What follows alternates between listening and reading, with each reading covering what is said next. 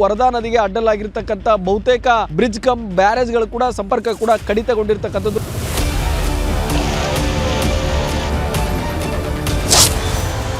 ರಾಜ್ಯದ ಹಲವೆಡೆ ಆಶ್ಲೇಷ ಮಳೆ ಅಬ್ಬರಿಸಿ ಬೊಬ್ಬಿರಿಯುತ್ತಿದೆ.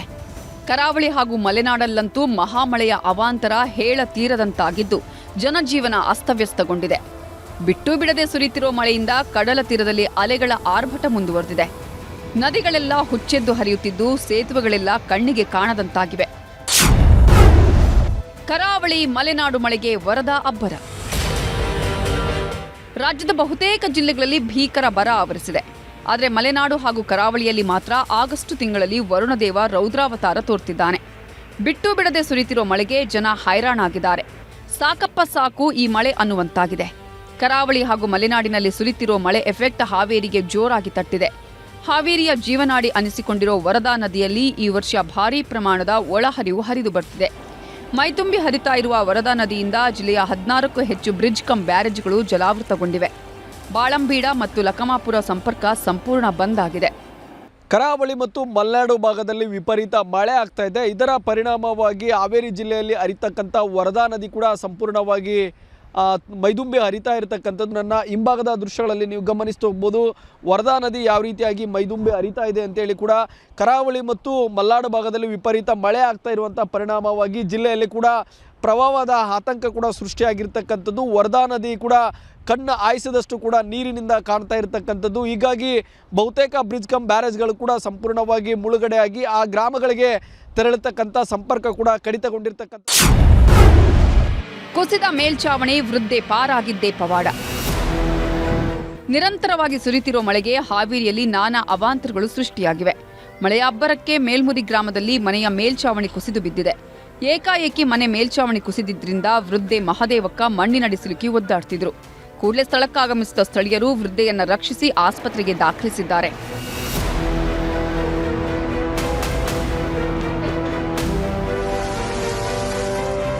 ಚಿಕ್ಕಮಗಳೂರು, ಶಿವಮೊಗ್ಗ ಜಿಲ್ಲೆಯಲ್ಲಿ ಮಳೆಯಾಗ್ತಾ ಇರುವ ಹಿನ್ನೆಲೆ ತುಂಗಭದ್ರಾ ಜಲಾಶಯದ ನೀರಿನ ಮಟ್ಟ ಏರಿಕೆಯಾಗಿದೆ. ಡ್ಯಾಂಗೆ ಅಪಾರ ಪ್ರಮಾಣದ ನೀರು ಹರಿದು ಬರುತ್ತಿದ್ದು ಸದ್ಯ 82,315 ಕ್ಯೂಸೆಕ್ ನೀರು ಹರಿದು ಬರ್ತಿದೆ. ಜಸ್ಟ್ ಒಂದೇ ಒಂದು ವಾರದಲ್ಲಿ 25 ಟಿಎಂಸಿ ನೀರು ಸಂಗ್ರಹವಾಗಿದೆ. ಹೀಗಾಗಿ ಟಿಬಿ ಡ್ಯಾಂ ನಂಬಿಕೊಂಡಿದ್ದ ರೈತರ ಮೊಗದಲ್ಲಿ ಮಂದಹಾಸ ಮೂಡಿದೆ.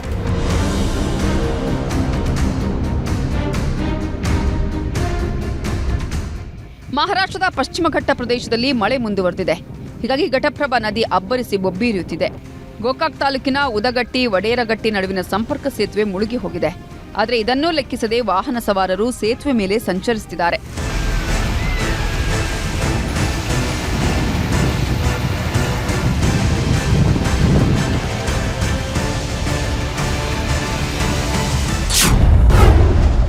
ಭಾರೀ ಮಳೆ, ಜಲಪಾತಗಳಿಗೆ ಜೀವಕಳೆ.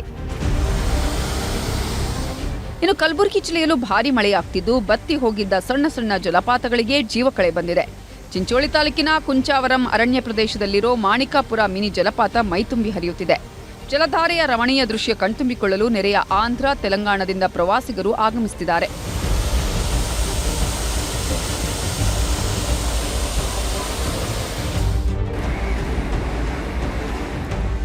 ಕೇರಳದಲ್ಲಿ ಧಾರಾಕಾರ ಮಳೆಯಾಗ್ತಿರುವ ಪರಿಣಾಮ ಮೈಸೂರು ಜಿಲ್ಲೆಯ ಕಬಿನಿ ಜಲಾಶಯಕ್ಕೆ ಅಪಾರ ಪ್ರಮಾಣದ ನೀರು ಹರಿದು ಬರ್ತಿದೆ. ಹೀಗಾಗಿ ತಮಿಳುನಾಡಿಗೆ ನಿತ್ಯವೂ ನೀರು ಹರಿದು ಹೋಗ್ತಿದೆ. ಕಬಿನಿ ಜಲಾಶಯದಿಂದ ಹೊರ ಹೋಗುವ ದೃಶ್ಯ ಡ್ರೋನ್ ಕ್ಯಾಮೆರಾದಲ್ಲಿ ಸೆರೆಯಾಗಿದೆ.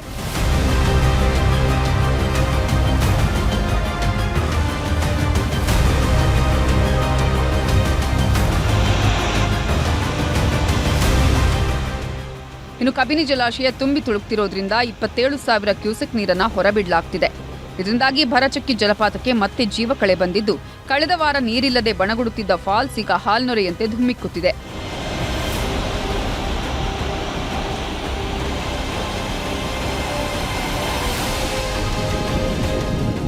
ಮಂಡ್ಯ ಜಿಲ್ಲೆಯ ಕೆಆರ್ಎಸ್ ಡ್ಯಾಂಗೆ ದಿನೇ ದಿನೇ ಜೀವಕಳೆ ಬರ್ತಿದೆ. ಬತ್ತೋದಕ್ಕೆ ಶುರುವಾಗಿದ್ದ ಡ್ಯಾಂನಲ್ಲಿ 103 ಅಡಿಗೆ ನೀರು ಏರಿಕೆಯಾಗಿದೆ. ಕಳೆದ 4 ದಿನಗಳಿಂದ 12 ಅಡಿ ನೀರು ಸಂಗ್ರಹವಾಗಿದ್ದು ಕೆಆರ್ಎಸ್ ಜಲಾಶಯ ಭರ್ತಿಗೆ 21 ಅಡಿ ಬಾಕಿ ಇದೆ. ಇದೇ ರೀತಿ ನೀರು ಹರಿದು ಬಂದರೆ ಮುಂದಿನ 15 ದಿನಗಳಲ್ಲಿ ಕೆಆರ್ಎಸ್ ಭರ್ತಿಯಾಗಲಿದೆ.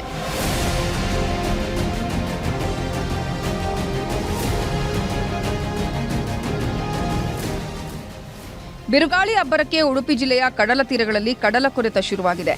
ಅಲೆಗಳ ಅಬ್ಬರಕ್ಕೆ ಕಾಪು ಬೀಚ್ ಸಂಪೂರ್ಣ ಅಸ್ತವ್ಯಸ್ತವಾಗಿದೆ. ಬೀಚ್ಗೆ ಹಾಕಿರುವ ಕಲ್ಲಿನ ತಡೆಗೋಡೆ ಸಮುದ್ರದ ಪಾಲಾಗಿದ್ದು ಕಾಪು ಬೀಚ್ನಲ್ಲಿ ಎಲ್ಲಾ ಚಟುವಟಿಕೆಗಳನ್ನು ಬಂದ್ ಮಾಡಲಾಗಿದೆ.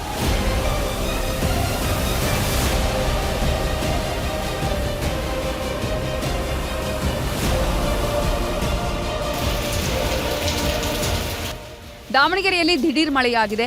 ಮಳೆಯನ್ನೇ ಕಾಣದೆ ಇಷ್ಟು ದಿನ ಜನ ಕಂಗಾಲಾಗಿದ್ರು. ಆದ್ರೆ ಇವತ್ತು ಏಕಾಏಕಿ ಅರ್ಧ ಗಂಟೆಗೂ ಹೆಚ್ಚು ಕಾಲ ಮಳೆ ಸುರಿದಿದ್ದರಿಂದ ಜನ ಫುಲ್ ಖುಷಿಯಾಗಿದ್ದಾರೆ.